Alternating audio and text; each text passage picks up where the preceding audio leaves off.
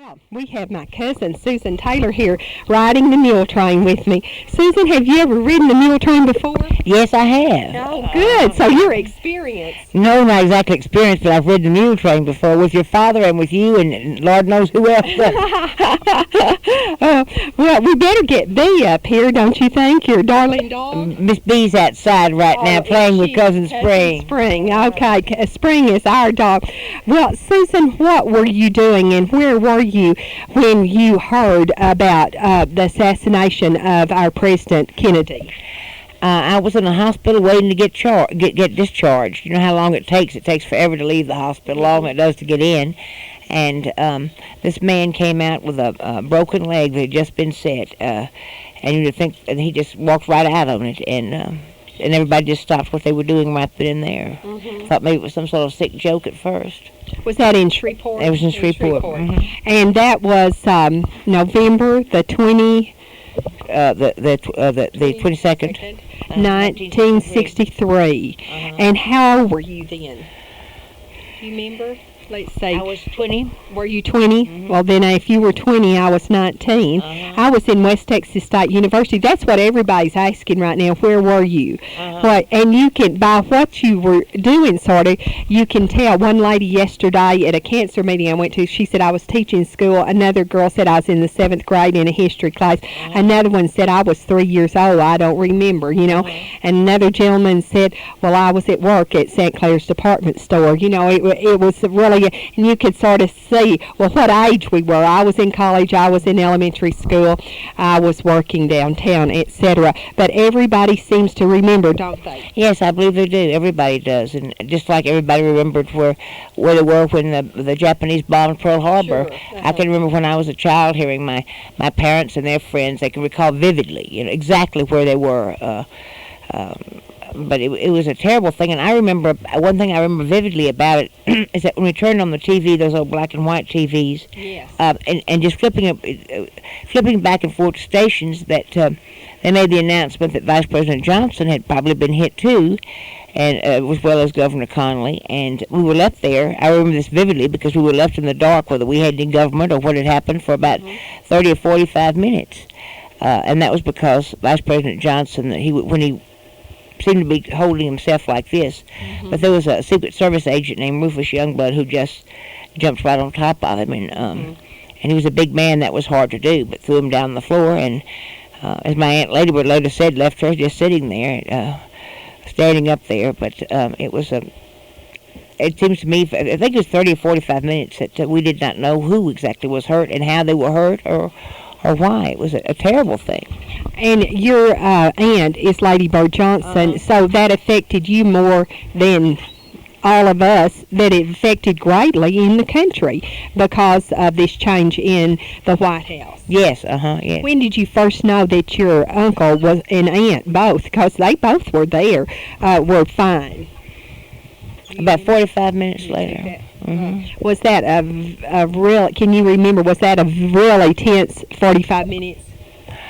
Yes, it was. Yes, it was. And I can remember, when I heard the news, I remember, I think my first reaction was that when someone had walked into Uncle in Parkland and said, Mr. President, and they related that on TV, I believe my reaction was to drop to my knees and ask God to protect and give my uncle wisdom. It was a terrible circumstance. Yes. Now, who became the vice president? How did that work? There wasn't one. The line of succession was this. It was next came the Speaker of the House of Representatives. He was a very old man at the time, and then the President pro tem of the Senate was third in line. And he was a very, very old man. He was like in his 90s, and it used to be just something they gave to the oldest member of the Senate. And there was just really no line of succession, and that greatly worried my uncle. And he was able to pass through Congress in the country a constitutional amendment allowing for a vice president to be selected and voted on by the House and the Senate. You know, I didn't know that, Susan. And so that, if that were to ever happen again, or even by death of the president. Yes, and those circumstances, because became quite apparent that this was not, and this was one of those instances that this was not. I don't know what would have happened if Uncle Lynn would have died. It was it was a terrible circumstance. It was really almost a constitutional crisis. And of course, that was put into effect when Vice President Ford became vice president. Yes, that's right. After Vice President Agnew's, Yes. When he resigned. Susan, what was the first time that you went to Washington after your uncle became president? Almost immediately. Did you? And did you get to actually spend the night in the White House? Oh, yes, lots of times. Was there a certain room that you would stay in? I used to stay up on the third floor. The third floor, And always in the same room or not? Mostly, I had my favorite room. Yeah. And now I know your aunt, Lady Bird Johnson, names her rooms. Did she, or the rooms already basically named, or did she sort of add names while they lived there? The rooms are almost always already named. I see. What is it like? A little girl from Jefferson, Texas, 20 years old, to go actually and spend the night. That was the first time you had spent the night in the White House. Yes, because there was, of course, another president in the White House up until that moment. How did you feel? Jefferson, we've just found out, is in the class of Muleshoe. It's smaller than Muleshoe. What did you say, 2,500? Right at about 2,900. 2,900, and it's much different from Muleshoe, but still much the same because it's a small town. Small towns. They have a certain character to them that sort of remains. Can you remember how you felt spending the night in the White House? Yes, I can, but it was some time before my aunt and uncle occupied the White House. Oh, was it? Yes, I think one of the first things he did was to write a letter to President Kennedy's children, and then contacted Mrs. Kennedy and her agents and aides that take all the time she needed. That was gracious. And that it was some time before they Now, was there a home at that time that the vice president lived in? No, there was not. But there is now. There is now. The Naval Observatory. And I spent some nights there because one of my friends at George Washington University, that her father was in the Navy, and that was his post. Isn't that funny? Because it belonged to the Navy, and they had certain officers there that would occupy it, that was their residence. And I spent the night there too. So isn't that odd? But with my friend. And were you a student at George Washington University already? Yes, I was. And how were you classified then? Do you remember? As a student? Well, sophomore, junior, senior. You were upperclassman, definitely. You'd been off at school several years. You'd been at George Washington several years, hadn't you, Susan? Yes. Yeah. 2 years, I bet. Don't you think? Yeah. Because this is 63, and you graduated in 60. And you went first to where? I went to Ole Miss first, and then I went. But it's funny because now, when you get to be 51, it seems that sometimes on dates I have to sort of count back and remember. But I used to tell you what year everything happened in. Now, what you attended? How many inaugurations? Two. So they were of whom? They were President Kennedy and Vice President Johnson, and President Johnson and Vice President Humphrey. So where did you get to sit during the actual inauguration ceremony? Right there. Right behind the swearing-in stand. At President Kennedy's, I was, as you would look, if you see the picture of it on the TV screen, I would be to your right, and about 3 rows back. And matter of fact, I see myself occasionally on TV. And there was a wonderful article in Vanity Fair about maybe a year ago 10 months or 12 months that was saying, had this picture of President Kennedy's inaugural and saying what a historic moment this was, this picture, because present in that picture were Mrs. Roosevelt, Mrs. Woodrow Wilson, Mrs. Truman, Mrs. Nixon, Mrs. Kennedy, Aunt Lady Bird, and there was one other former First Lady. Did you catch Eisenhower? Mrs. Eisenhower, And Susan Gray Taylor. And Susan Gray Taylor, and my cousin Diana MacArthur. And there we sat. But I'd never really thought about that before. But apparently somebody in some magazine was looking at that picture and saying, "Hey, look at this! This is really something amazing." Mm-hmm. And I guess it was. And I just never thought of that myself until I saw that picture. Yes, that's true. Someone was observant to realize that historic moment. What has been the most historical event, or you might not could break it down to one event or events that you have ever attended? I just don't know. I've been blessed to be a witness to history, but it's kind of odd because, after all, before they were anything, they've been my aunt and uncle. And he was in politics when you were born. Oh yes, he was in politics. I can remember little bitty things, stuffing envelopes.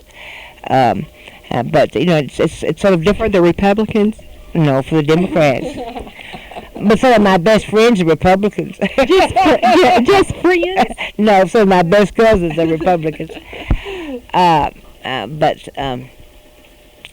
couldn't name just one, and I said it's odd because sometimes I was not so impressed with the historical importance of it because you grow up with somebody and they're your aunt and uncle, and they tend to be that first. That's the first way you view them, rather than as being powerful or influential people, and that makes a difference. But they were gracious to share with you and other family members their life. Yes. Do you think all first families are gracious to include their families like that? I think first families are just like anybody else. That they have relatives they love and probably relatives they don't like so much. And they're just like, I've always said that in this country that politicians are of the people, by the people, and for the people, and they're no better or no worse than each of us. They're just like the rest of everyone else. But sometimes we tend to forget that, but they are. I know one time we saw your picture in the newspaper. It was, of course, a press picture. I mean, AP wire picture, and it was at the in January when President Johnson had gone before the joint houses to make his State of the Union address, and there you were sitting as big as anything up in the balcony, and we could say, "That's Susan." Now, it didn't tell us that, but we knew it. Well, it should have told you that by name. My name was on that, but I like that picture of me. It's so flattering. I look like a model, I think. Now, your mother was alive, of course, in those days, Sarah Gray Taylor, but your daddy had already died. Yes, and my father loved politics, and it was a shame that he didn't get to really live to enjoy it. My Uncle Tony used to tell a tale. That's your daddy's brother and Lady Bird's brother. Used to tell a tale. They'd be riding down the road and they'd stop somewhere for gas, and Uncle Tony would just get the gas put in there and be ready to go on. But Papa was asking the time he left, he knew how many children the service station owner had, what his wife was doing, what the economy was doing locally. But he never got to enjoy that. And I guess I have an interesting view of politics in the sense that I think it's an honorable profession. I think the truly successful politician, at heart, really cares very much. If not, they're going to either be booted out of office, the politician is, or that they're going to do something stupid and goof up. But a successful politician is one that really cares deep down inside, and because nothing could make anyone do that just for the heck of doing it, run for office and have their life, an open book and everybody commenting and writing about it. And I'll go to my grave, I think, thinking it's an honorable profession. what about your aunt, Lady Bird Johnson? How would you describe her? What do you think are her really strong points of her personality and character? She is steadfast and loyal and loving. And I think that at some point very early on in life, she wanted to make a difference in people's lives for the good. She wanted to be a force for good. And to that end, she dedicated her life to be a force for good in this country. I think that people are going to know, and are going to know for a very long time, maybe forever, that she came our way. She really cares. She's never forgotten that it's the people that gave her the opportunity to be a witness of so much history and be a participant. She really honestly doesn't mind if people come up to her and talk to her. And she doesn't. No, in a restaurant. She's very well aware that all the public has been her employer most of her life, and she appreciates the opportunity she's had. How did she meet Lyndon Johnson? A blind date. No, I guess it was really a blind date. She was going to Washington, and someone said, I have a friend who's up there who's working as they call them secretaries then, but now they call it administrative assistants or aides. And you look him up, and maybe he'll give you some pointers on what to see in Washington. And from there, it became a whirlwind romance, and he asked her to marry him, and she said she'd have to think about it. And he said, well, we're going over here and get the license. You think about it while we're driving over here. He knew what to get, what he wanted. And she became so amused. She said, you're kidding. He said, no, I'm serious. You can think about it all the way over here. Let's go get the license. And you keep thinking about it. And she was from where? Karnak. And that's where? It's 15 miles from Jefferson. That's all we have to know. And deep East Texas, beautiful, tiny spot in the road. Would you say? Yes, but a beautiful. It's right there, and I guess most people think of it as the home of Caddo Lake. Yes. But it's a beautiful spot.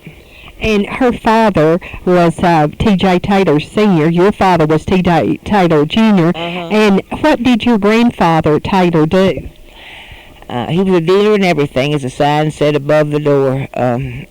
Just about anything. That upstairs there were a few coffins that you could get some crackers and pickles and bologna and all sorts of good things. You could buy stockings.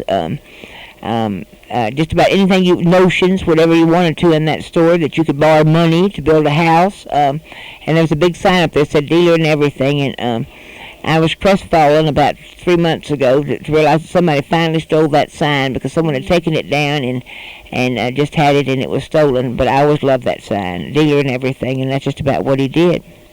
Did he give any advantages to your to your aunt in relationship to, the life that she was to live in schooling or in fathering, or advantages in where she got to go when she was growing up back in the 20s she grew up in? Well, she was born in 1912, and she was my grandfather was widowed in 1918. He became a widower. She was a baby then. She was a baby. She was a baby when her mother died in 1918, and it was a very long time before my grandfather remarried. My grandmother's maiden sister came to stay with my Aunt Lady Bird, and she went to various schools, and my grandfather was unusual that he did not remarry right away. In those days and that day and age, most men with a small child, particularly a girl child, would have felt the need and been compelled, just to marry someone. And it would have been understood that way, but it worked out. It worked out just fine. I'm sure. And she had two older brothers. Yes. Where did she go to school? She went to school in Marshall and Jefferson. And of course, those are real nearby towns. The boys had both been sent off to school. The boarding school. But she was not.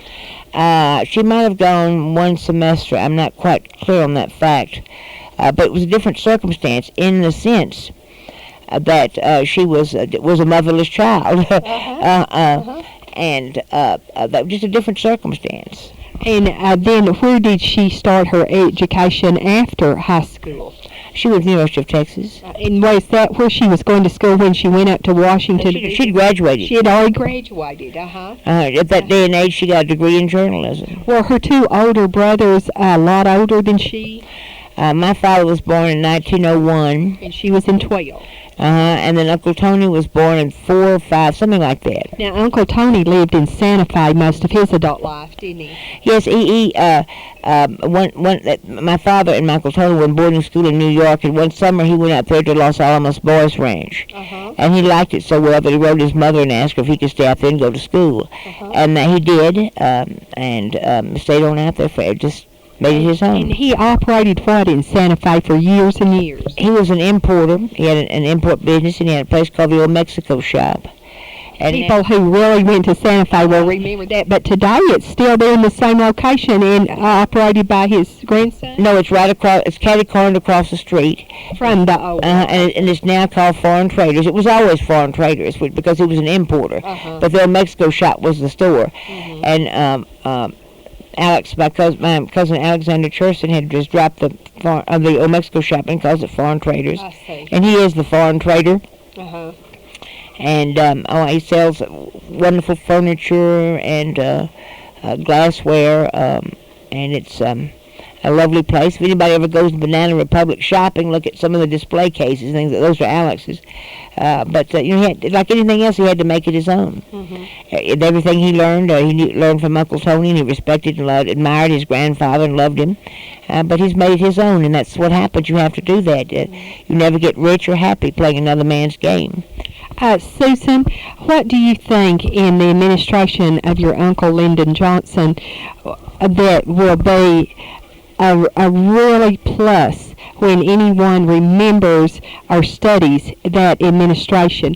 What do you think that he did for our country that you can be proud of, that we all can be proud of, and that he would want to be remembered by? Probably education was where he made the most impact. But a lot of people, of course, remember Medicare. Will remember Medicare. But education, that, for example, our community college system, a system of junior colleges, financial aid to students, certain fellowships and grants, and I think he made a tremendous impact on education. That people are just going on now to college and going to graduate schools and that would never before ever had the opportunity to do so. And, I guess when really that was started, the cost of higher education wasn't anything like it is today. We could have never, I don't think, anticipated that the rising costs in education would shoot up so very high and make it almost prohibitive without financial aid for almost all students. A very small minority would be able to go if there weren't financial aid programs. And that's true, and then of course he helped out the various colleges too.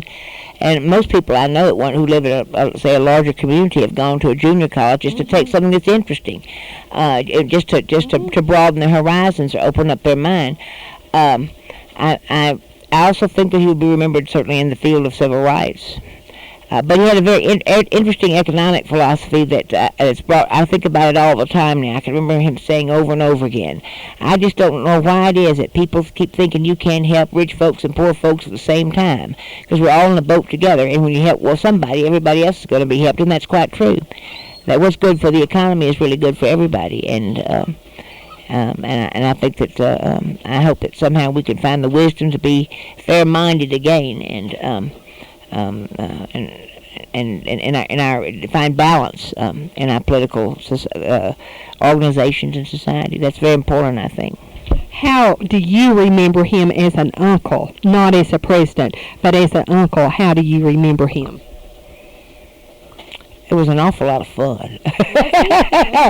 It was fun. It was exciting, and he could be a very, very funny man.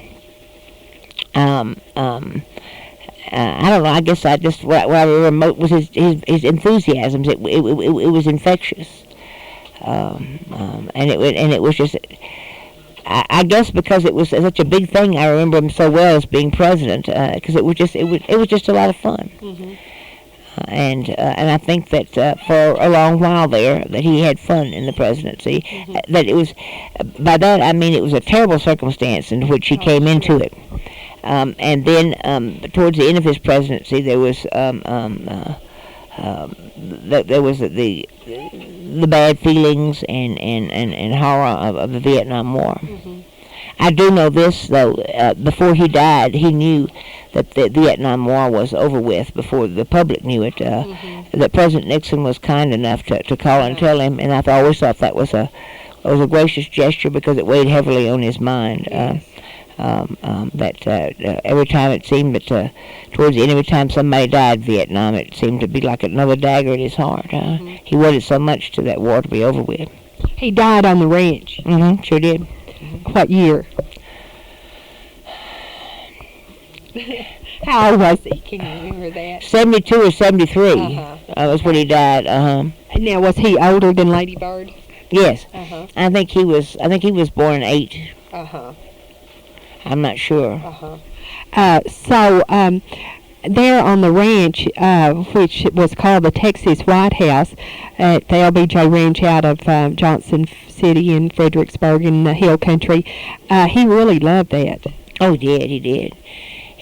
And she did too, or does. And she spends, though, a little time there, doesn't she? Yes, she sure does. Is that where you're going for a family reunion? Yes, we're going to go down there for New Year's. On the ranch? On the ranch. And there's an airstrip there behind the ranch house. And did he just come in on his plane, Air Force One, there and land during his presidential years? That why the strip's there? He would lots of times land at one of the Air Force bases around there, and then he would fly a helicopter there. There into the ranch. But they eventually built a larger strip, and and when a president has a home like that, where he goes when he leaves the White House, that they have, I think it's used to be at least twice a day. Used to have courier planes coming back and forth with all sorts of from Washington, bringing people and business, and so that the government could continue to function. It was like a way of getting away, but you never really could get away from it because the government. I mean, it's not something that you could just say, "Would you mind the store where I go off for a while?" For some rest and relaxation. It wasn't that way, so it had to. The business goes on. He couldn't turn it over to Laurie like I did. No, so business goes on. It's just it was just mostly. I think it probably. I don't know. I can't speak. I've never seen any other president, but just getting away, changing scenery seemed to recharge the batteries. I would think it would be so necessary because it's not a very. I mean, it's not like in the White House that you could just get up and walk outside. And say, gee, I think I'd go to a movie today. When I was a little girl, I used to hear Eisenhower went to play golf, and the next day Eisenhower's back on the golf course, and I thought, golly, what else does Eisenhower do except play golf? And then I got to realizing as I was getting older, that's really important to get away for our president. He's human, and I hope someday we'll get to say she's human. I think so. I think one day we'll be able to say that she's human. But thinking of that, I know in the Oval Office there's still some tiny little holes there that they say were from the cleats on President Eisenhower's golfing shoes, because he had a putting green put back there, and I don't think anybody wants to do away with those tiny little holes on those. That's like our great-grandfather in the Methodist Church in Jefferson. He moved those feet back and forth and sat in the same place. You know that story, don't you? You don't? Well, D. Roachball sat in the same place, moving his feet back and forth Sunday after Sunday, year after year, and there were just depressions there. Miss Lucy Terry will tell you that story. And so when they would refinish the floors, the hardwood, old, beautiful floors in that little church, well, they never would fill those in, and Miss Lucy can show you right where he sat. Isn't that neat? That is neat. That is neat. That's a nice story. Yeah, my mother told me that, and then Miss Lucy showed me exactly where it was. Well, something else I was wondering. Your aunt, although she's had a little health problems just this fall, seems to me like she is a very active lady. Is she still going to the office every day? No, she doesn't go to the office every day, but she's still very active. That you would, to see her, you would never imagine her being 80 years old. She'll be 81, I guess, in December. But she lives a full life, and she lives actually where? She has a home in Austin now. In Austin. And she goes to the ranch as often as possible. Maybe a third of the time she spends out there. She loves to go out there, and she will have for her lifetime have the use of the house. And then what will happen to the LBJ Ranch? It's a national park. And so when she dies, how will the house be left? With my ironing board there? Just as it is, I imagine. I don't know. Whatever arrangements, I suppose, maybe with the Park Service. Now, his bedroom, is it like it was in the ranch house the day he died? There's some things that are still there. Some of his clothes, I think, are still there. I don't know exactly, but I think they have pictures of it. It's and so it can be, and articles of clothing that he had, so it can be. Because it can become, for history, a president's home, and it will be, with his hats and his closet and things like that. As it was. I mean, to leave it as it was, and not as, say, someone else might have just visited by, left a toothbrush there. No, it will be. When you were at George Washington University and he was the vice president, that story about when you were going to spend the night out at the house, and that was in the days, not when we had to report back to the dorm where we were and why we were there, and it had to be on record from our parents that we could be there, and we had to sign in and sign out. I don't think they have to do anything anymore, do they? Anyway. No, Tell that cute story. I had just arrived and settled in the dorm, and we were out. They had a place called the Elms that they had bought. That Lyndon Johnson. For the residency of the vice president, because the home they had was inadequate, and you had to do entertaining. Sure. And it was a very lovely place. But we were out there in the pool, and he said, "Why don't you spend the night with us, Susie?" And I said, "Well, okay." I called, and she said, "No," I said, "You don't have permission to spend the night out." And he said, "Well, let me handle this."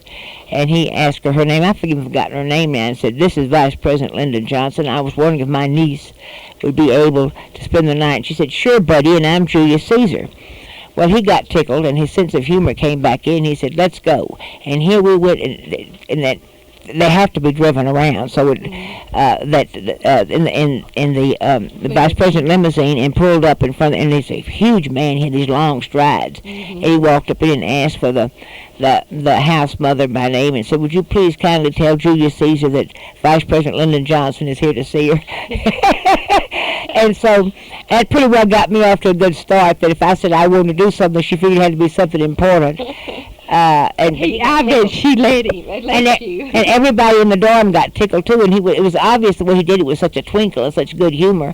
And her look was so, it was so horrible when she looked. That it was really cute. How embarrassing for her. But the way he handled it, she knew that he had a twinkle. She knew that he was just sort of teasing him. That he just couldn't resist that opportunity to. But also it was just a funny situation, and it was a very human situation, and everybody seemed to enjoy it. All the students, the switchboard operator, he did, the house mother. Eventually, it was kind of a fun thing. But it could have some some almost comical scenarios. At one point, my aunt was at some sort of reception, and I've forgotten whether they were vice president or president at the time, but the chancellor of George Washington University happened to be there, and my aunt inquired about the food that I was eating in the cafeteria, and so that's one way to get the food in the cafeteria changed. And it really did. He called me in and he said, what is the problem with our menu in the student union? I said, what? As if I was some cook. We're going to switch the tape. Laura, you want... Yeah, we'll just go to a break and be back. Okay. Our last winner of our Ben Franklin giveaway to register for the $500 shopping spree to be given away after Thanksgiving at the Ben Franklin stores is Mrs. C.A. Watson of 1710 West Avenue B.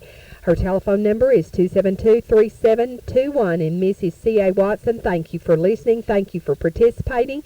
And you stay tuned to Channel 6 because we have a lot more registrations to give away.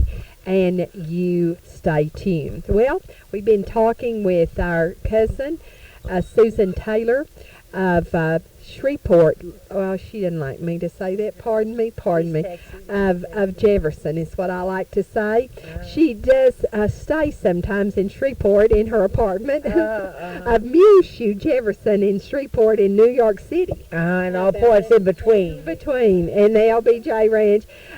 Be reminiscing about the presidency of her late Uncle Lyndon Baines Johnson, and also about 30 years ago when he actually became the president, almost 30 years ago to this very day. Susan, your aunt, Lady Bird Johnson, is very instrumental, or really is the founder of the National Wildflower Association. National Wildflower Research Center. Dedicating to native and plants and wildflowers that grow in the area that were indigenous, that are native to that particular area, and I think it's wonderful that we want our country to be as beautiful as it can be, and every corner of it is so special. Not just the people, but the land and the trees and all the ecosystems, be they desert or forest or coast or plains, and that it's trying to preserve and to protect and to beautify our country. She just the other day, and you were there last month when they actually broke ground for the new research center headquarters in Austin. Well, the permanent home. I mean, it's like any organization. It started out smaller, and now they have a wonderful a new building, a permanent home, and it's open to the public. And it's very interesting to go out there and where is it, in the town or is it out? Oh, it's in Austin. You can still go to the old one. You can go out there and see. They have native grasses and things. They have a gift shop, and you can get information. For example, if you want to landscape, do natural landscaping for your home, or to have a wildflower meadow. That's what I have. A wildflower meadow, or whatever. It's very interesting. And also, if you go out there, that you never know who you. The last time I was out there, that the First Lady of Honduras and a party were out there looking. And that was sort of it's a wonderful idea, and I think it's catching on, and it's something that everybody can do. Why not sow a few bluebonnet seeds as you ride down the road? Well, here we have to sow a hoka daisy seed. Because bluebonnets won't grow out here. Did you know that? I believe so. Of course you knew that because you know everything. No, I don't. Quit saying that. Yes, you do too. I'm going to think of something that you don't know. Do you know the name of the mules on the mule train? No, I don't. Oh, good. I got you. And for 39 years, these mules have been working hard. Now, I'm going to tell you their names, and you don't forget them, okay? I promise on an oath I won't forget. They're very important, just like the First Amendment, okay? They're Little Red, Corina, Arbutus, Lady Legs. Did I get them all, Lori? Now, tell me what they are. Butus and Lady Legs. Arbutus. I got you. I am so glad to see in jeopardy now. Yeah, that's right. And I thought you could. Flunked the great Muleshoe Mule test. That's right. Oh dear me! Hang my head in shame and just to hang my head in shame. We'll never forget that. You know what arbutus is, don't you? No. It's a flower. Oh, it is? Arbutus is a flower. Sure is. Hey, we had fun last night, didn't we? We went to, why do you think that eye's on there? What, I thought about that and I looked at that. I just couldn't figure out what Keeping an eye on the future. That was really hard, wasn't it? I guess I should read. Oh, I got it upside We got in very late last night. We were not carousing or running up and down the streets. We just drove. We drove to Lubbock. We drove to Amarillo via Lubbock and then back. And we were very late last night. And I think maybe you could call us old fuddy-duddies or something. We're not cooking here on all cylinders here. The batteries need to be recharged. It was a debate at Amarillo College between Sarah Whittington, who lives down in Austin, and of course is known for her work in the Roe versus Wade decision, and she was only 21 years old, wasn't she? When she It was really a momentous thing for someone just graduated from law school. It was neat, though. She is a Methodist minister's daughter, and she's lived in Canyon and gone to school in Abilene at McMurray. And also, what were those? Monday, they lived in Monday. Methodist ministers moved every 3 years when she was growing up. You didn't get a Methodist minister who'd stay over 3 years, or at least in Muleshoe or Tahoka or Lubbock. Well, Lubbock, we got to keep them longer in Lubbock.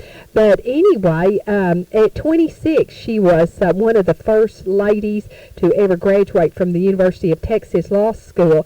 And, Mother wanted to go to law school, Susan. And that was in 1930, about 4 or something.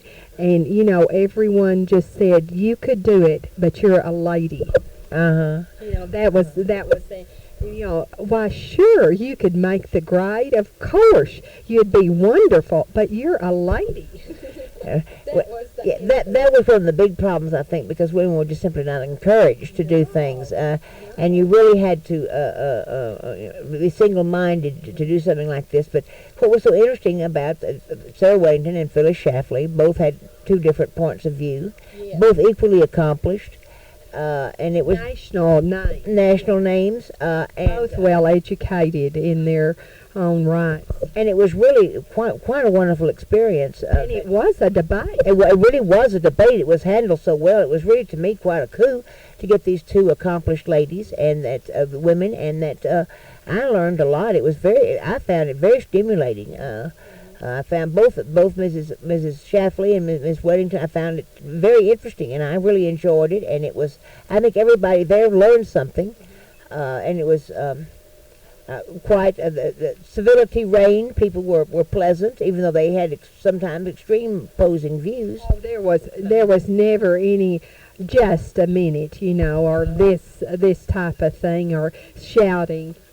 And also, I was wondering, where does Phyllis Schlafly actually live? I believe she lives in Illinois. I believe she does. Well, yeah, she said she was the Mother of the Year in Illinois. Yeah, that's right. Yeah, I want to say a suburb of Chicago. I knew she wasn't from this area at all, so it was really neat. It was a wonderful experience, and Gil Robert went with us. Yeah, Gil Robert went with us. We were just running up and down the roads last night, but it was lots of fun. We really had a good time. It was very stimulating, and and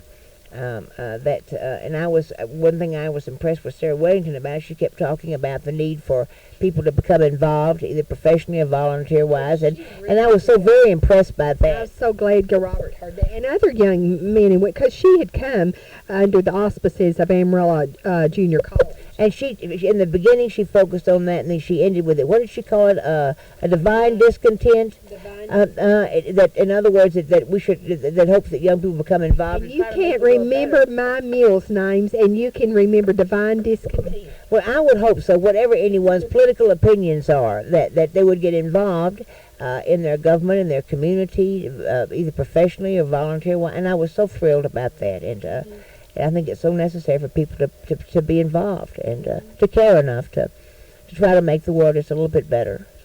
That's important, I think. Both ladies were very sincere in their opposite opinions of how we should get things done, and it was very, very good. Thank you for taking us. I had a good time. I'm glad we went. And I'm glad you rode on the mule train. I guess that you'll want now, what, a commission off of this mule train? No, not a commission. No, I don't know. I don't know what I think I'm gonna have to go down and memorize them to reclaim my honor and virtue. I'm sure I can go back and rattle off their. Well, it just proves that we all have our interests, and you know about certain things, and I know about the mules.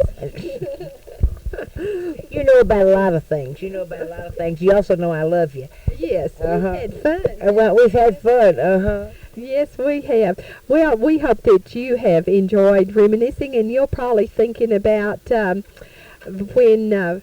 Where were you when President Kennedy was assassinated? I guess you'll never forget it. You'll always remember. Lori, where were you? I was a baby. You were a baby? How months old? Yeah, I was born January 1963. January of 1963. You were a baby, wasn't she? She doesn't remember it at all. It was when the space shuttle blew up. When the space shuttle blew up, where were you? Let's see, I was at home fixing to go to work here in Millshoe. And I was working at the Dairy Queen at that time, and I saw it, and I didn't realize what had happened. On CNN? We were watching people it. weren't. Oh, that was It was in the morning. It was just terrible. And I remember it was in the morning, and I watched it, and I don't guess I realized exactly what happened until after I got to work, and people started talking about it. I was like, because I was trying to get off to work, and trying to watch it, and I just I couldn't believe it, and still looking back, I still can't believe it, it really happened. So. Right.